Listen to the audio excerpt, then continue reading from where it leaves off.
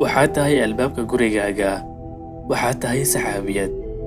dabcan waxaan filayaa si aad ayaa ugu soo raaxaysatay sheekada bilowgeeda, Saara iyo qasriga Fircoon, iyo Haajara oo dhex ordayso Safa iyo Marwa. ugu dambeynna sheekadu waxay ku keentay qabiilka Jurhum oo ka dalbanayo Haajara derisnimo, iyadana ay u fasaxayso markaas. waxaa laga yaabaa hadda inay isweydiinayso markaas kadib wixii dhacay. waxaa ka soo wareegatay sannado fara badan. Ismaaciilna wuxuu ku dhex weynaaday qabiilka Jurhum, wuxuu aad u bartay luqadda Carabiga, ayaga ayuuna ka guursaday. Haajaro iyadana way dhimatay markaas. waxaa yimid Ibraahim calayhi salaam, isagoo indhaindhaynayo siday wax noqdeen. wuxuu aaday gurigii Ismaaciil, balse ma uusan helin. xaaskiisa ayuu weydiiyey halka uu aaday, waxayna ku tidhi wuu baxay. mar kale Ibraahim ayaa weydiiyey xaaladooda iyo siday u nool yihiin. waxay tidhi wanaagba ma aynan arkin, dhib walba u haystayna way u sheegtay iyadoo aan aqoon cidda uu yahay. Ibraahim calayhi salaam ayaa ku yidhi markaas, ninkaaga marka u yimaado igu salaan, kuna dheh albaabka gurigaaga iska beddel.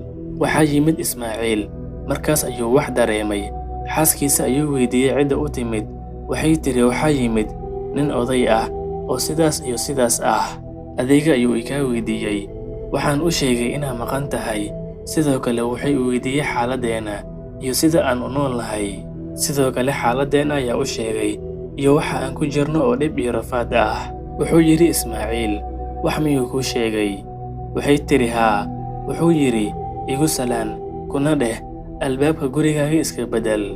Ismaaciil calayhi salaam ayaa wuxuu yidhi markaas, ninkaas wuxuu ahaa aabbahay, wuxuunay amray inaan ku furo adiga, ee orod ehelkaaga aad. Ismaaciil wuxuu guursaday naag kale. mar kale waxaa yimid Ibraahim calayhi salaam si uu u soo boqdo wiilkiisa, balse ma uusan helin. laakiinse wuxuu la kulmay xaaskiisa cusub. wuxuu weydiiyey halkuu aaday Ismaaciil, waxay tidhi wuu baxay. Ibraahim ayaa wuxuu weydiiyey markaas xaaladooda iyo siday u nool yihiin. waxay tidhi wanaag iyo khayr. alle ayaana ammaantay markaas. wuxuu yidhi maxaa cuntaan? waxay tidhi hilib. wuxuu kaloo weydiiyey maxaa cabtaan? waxay tidhi biyo. wuxuu yidhi alle ha idin barakeeyo hilibka iyo biyaha, balse ma aysan haysan wax cunto ah. wuxuu yidhi Ibraahim, haddii uu ninkaaga yimaado igu salaan, kuna dheh adkeey albaabka gurigaaga. Ismaaciil ayaa markii uu yimid xaaskiisa wuxuu weydiiyey cidda u timid. waxay tidhi waxaa noo yimid nin oday ah oo haybad leh. adiga ayuu ikaa weydiiyey iyo sida u nool nahay, waana u sheegay. wuxuu yidhi Ismaaciil, ma waxbuu kuu sheegay? waxay tidhi haa. wuxuu yidhi igu salaan, sidoo kalena ku dheh adkeey albaabka gurigaaga. Ismaaciil calayhi salaam ayaa wuxuu yidhi markaas, odaygaas wuxuu ahaa aabbahay, wuxuunay amray inaan ku haysto adiga. saxaabiyadda, si walba xaq u sheegayso, si walbuu hadalkaaga run u yahay. asluubta iyo dhaqanka wanaagsan ayaa ka horreeyaan wax walba.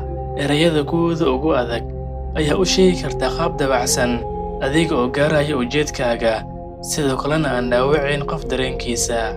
u fiirso erayada uu isticmaalay aabbaha Ibraahim, ku dheh beddel albaabka gurigaaga.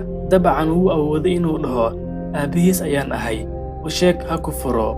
ujeedku waa mid, laakiin dhaqanka ambiyada ayaa wuxuu ahaa inay adeegsadaan erayo wanaagsan oo ay ku sheegayaan fikradahooda. adiguna ku dayo. saxaabiyadda, waa aragtay Ismaaciil ma uusan haysan hanti, laakiin Allah subxaanahu wa tacaala ayaa ah midka qaybiyo arsaaqda. haddii ninkaaga uu jeeb yareeyo ama wax la'aan ay ku dhacdo, u kaalmeey oo garabkiisa noqo, ee adduunka ha uga helin asaga. saxaabiyadda, dhammaanteen waan leenahay indho, balse isku qaab waxba uma aragno. Ismaaciil calayhi salaam waa Ismaaciilkii hore, isma uusan beddelin, xaaladiisana ma aysan isbeddelin. cunto dhanna wuxuu ka haystay wuxuu soo ugaarsado oo keliya. laakiinse aragtida labada xaas ayaa kala duwanayd. midii hore waxaa ku yaraa qanacsanaanta, tii dambena waxay lahayd qanacsanaan. taasna waxay ka dhigan tahay hodantinimadu inaysan ahayn jeebka oo ay tahay qalbiga. addoonka marka uu ka dambeeyo rabbigiis, wax walba waxay u noqdaan sahal. qof ayaa xanuunsanayo, markaasna wuxuu ka sheeganayaa Rabbigiis, isaga oo leh, maxaan u xanuunsanahay aniga? Mid kale ayaa laga yaabaa inuu xanuunsado, markaasna uu sabro, Rabbina u mahadceliyo. Labaduba way xanuunsan yihiin, balse qalbiyadooda ayaa u kala fog samada iyo dhulka oo kale. Noloshan adduunka waa imtixaan addoonnimo, ee ha ku fashilmin saxaabiyadday. Noloshan adduunka waa imtixaan addoonnimo, ee ha ku fashilmin saxaabiyadday.